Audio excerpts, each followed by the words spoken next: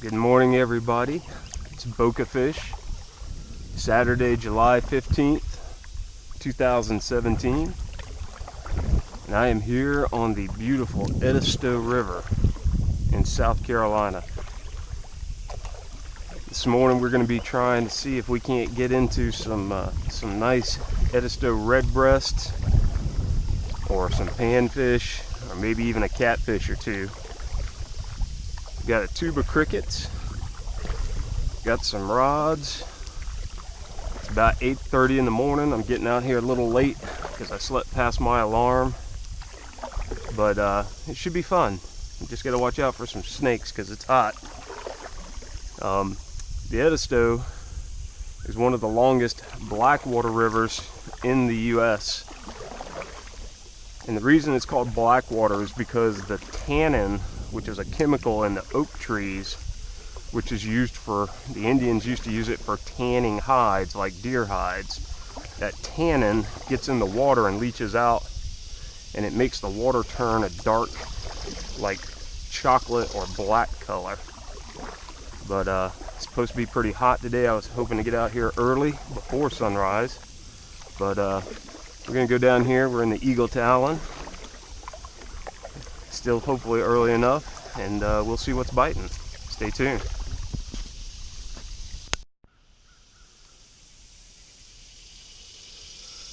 Alright, well, we are here at the first spot. This is what I call my dead tree spot. There's a large cypress that you can see there that it's not really dead, but the color, the white, makes me think of like it's a dead tree. But this is a good spot first thing in the morning before the sun gets up and starts beating down on this side of the bank. But and a lot of people probably picking me about using this little rod, but I tell you what, I've caught a ton of bream and redbreast on this rod, and they are a blast. I'm just using panfish hooks or Aberdeens. I like the Aberdeens, but there are a lot of small fish in the river, and the size of the Aberdeen, a lot of times they will just sit here and pick your bait off before you even have a chance to set the hook. But we're basically just throwing a line out with one split shot and a panfish hook, and if they're biting, it shouldn't take long. But you'll start to see that rod tip tapping and moving. So we'll see what happens here.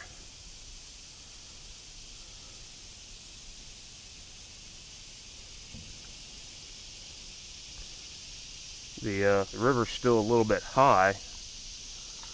I looked at the hydrology marker last night and it said it was down to about 4.5, 5 foot, but said the same thing last week, and I measured this spot, or at least this hole that I'm in. I tried to use a stakeout pole, a 7-foot stakeout pole, and I was barely touching the bottom.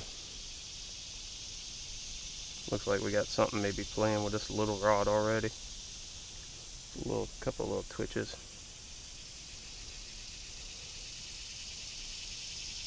Last year when I fished this spot, I got some really nice, like hand-sized redbreast out of this hole.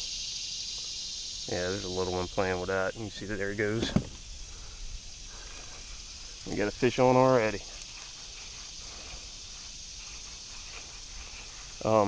Yeah, it's a little one.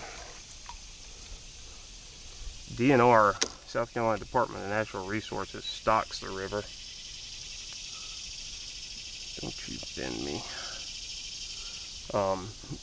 They stock the river. This is one of the primary fisheries and hatcheries for redbreast and panfish. So I'm not sure if they did a stock recently, but there are definitely a lot of little fish out here. But again, you know, if you're just coming out to play around, they're a lot of fun. So took me it's about 1/4 mile from the boat landing. The river's not rolling. Normally getting down here is pretty quick, but it was actually a nice little breeze, but it was blowing against me, so it probably took me about 20 minutes to get down here. And I'm always very careful looking where I tie up, because I don't anchor with an actual anchor. I tend to tie up to logs or things that are jutting out of the water here, just because I move so often. Might have another one already on the little rod. But yeah, there are a lot of snakes out here. You gotta be really careful. I've only ever seen one alligator.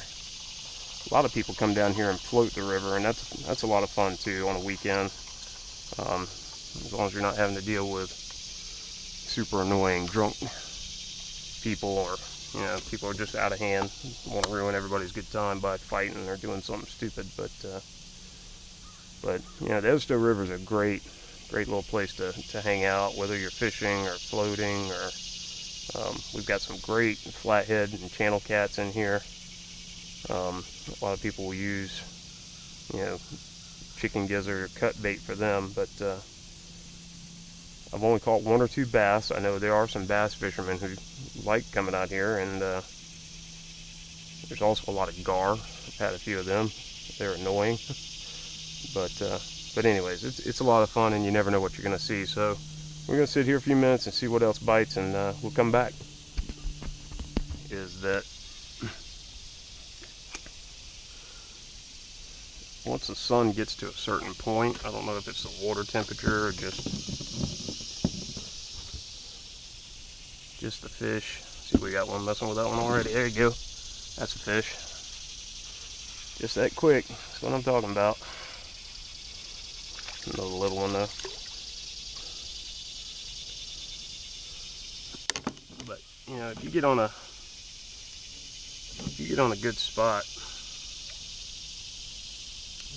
you can sit here and catch fish pretty much all day. What I tend to do is fish one spot, and if I haven't had a bite in about 15-20 minutes, I move to another one. But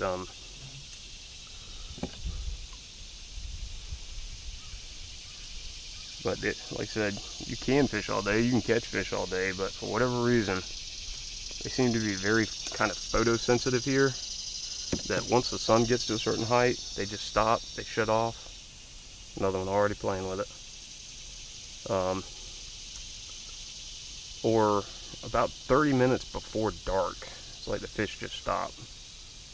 So, now you can catch catfish and stuff at night, and a lot of people put out trot lines and whatever else. See, we're getting a little tap there. I bet you we're going to get this one. We got another fish.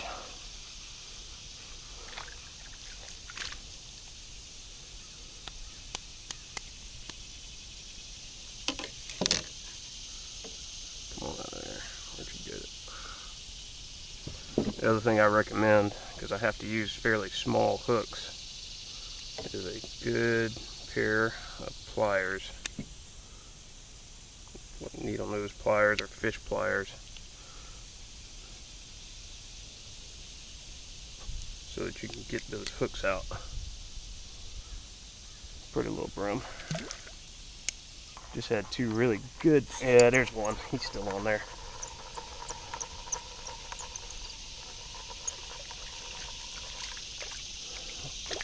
I hit this other rod and a little rod at the same time, so it's been a little slow, but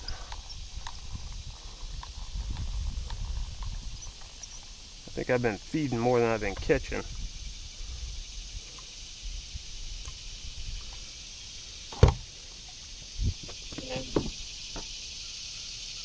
Whoa, come on, buddy.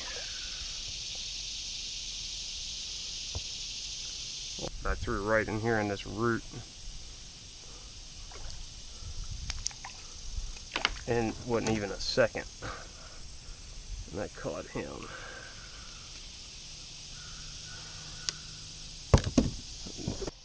And it's taken them a couple minutes, and they're small, but I think this is the second one that kind of hit it like a little freight train, even though he ain't got no size. But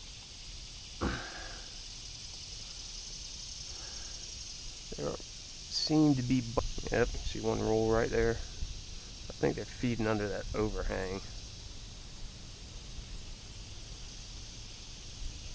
Sometimes you'll see them doing that up in this, up in these little shallows, around these branches and stuff. There goes one.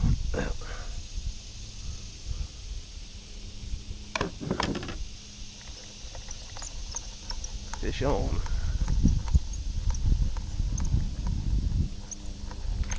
Oh, and he got off. They'll hit it and they'll let you know they're still on it. So, yep, already again playing with it. We might have a fish on that one. Yep. Yep. There you go. Another little one, but I ain't letting you eat all my crickets. Not eating no. They'll knock the hell out of a cricket. And then all of a sudden it's just nothing. Yeah, I got one. I feel him already. That's a fish. He's on. Now this one might be a good one. You get a little weight with him.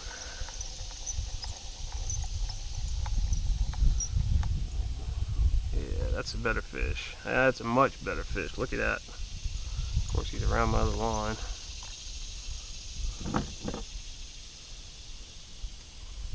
So we got. Ooh, that might be a cat. That might be a catfish. No, that's a. I gotta work this thing out here. Look at him go. Whatever he is, he likes to fight. That line's dry, so let's see what we got now that I got it out of the way. Let's try to land this. Yeah, that's a big bream. That's a big, nice bream there. Oh, that's a big redbreast. Look at that guy right there. That's what I'm talking about, in big body size redbreast. I mean, I can't hardly get my hand around him. Look at that. That's beautiful. That's a beautiful fish. He was fighting too, good and fat. That's what I like to catch.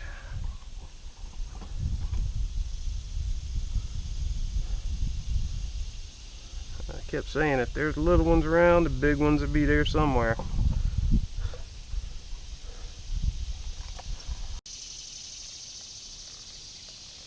Nope. I don't know what it was, but something just knocked the hell out of this rod with the bacon on it. I mean, it pounded that rod. Put it right back out there. So something out here likes bacon besides me. Might be a catfish swimming around in there. A lot of times if you do get on a good run of catching the bream or the redbreast, I'm not sure if it's because they're feeding or the pheromone, but the catfish will start coming in and you'll catch pound, pound and a half, 2 pound, maybe even, yep, there he goes, whatever that is. I got you on there now. I got you on there now.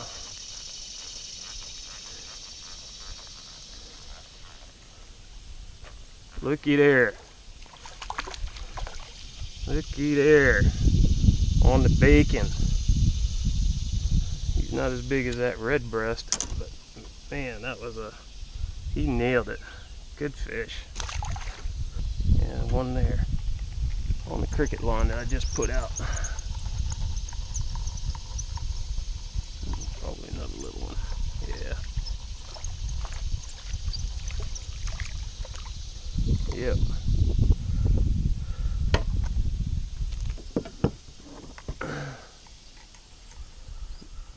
Yep, fish on. Oh, he let go. He let go. That felt like this little spot. Like I said, about 25 yards down from where I was before. And been here a couple minutes, but just had a good little hit. Shoot, you swallowed more of that hook when I was reeling you in. I saw you do it. Have a fish on. Yeah, we got a fish on here. Look at there. That's 2. Didn't even know he was on there. Oh, look at that red. Look at the red on him.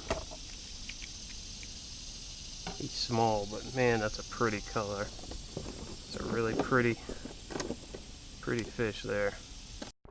Well, I've got one cricket left. I got a couple of slices of bacon, but it's 11 o'clock, so I've been out here about 3 hours. And I need to call my girlfriend, so stay in proper graces, and because I love her and I want to talk to her. So I'm paddling out, heading back towards the landing. I'm gonna throw this last cricket at one spot, and I'm hoping I can catch a fish, but it's actually been a beautiful day. I brought one tube of crickets. I probably fed half of them to fish and caught the other half, so you know, I probably caught 2 dozen or so fish. Only one that was any size was that one good redbreast, and then I had a couple of bream, one on the bacon. Second biggest fish was actually on the bacon, so I'll have to experiment with that a little bit more, but as you can see, it's beautiful, very serene, peaceful. Since that one boat, I'm the only person out here, and it's good times on the Edisto River. See you next time.